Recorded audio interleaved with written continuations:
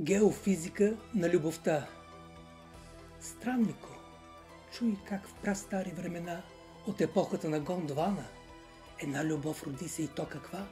Земята влюби се в океана. Докосна го, а той намръщен се извърна.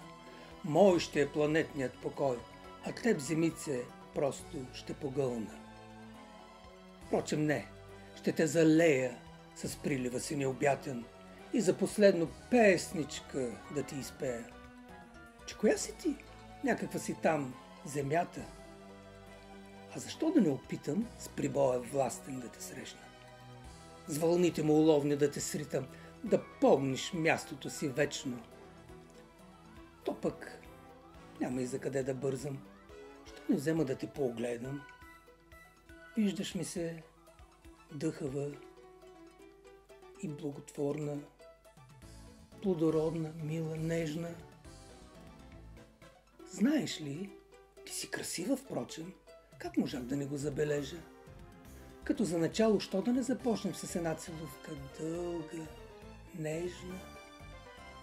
Какво се случи ли накрая?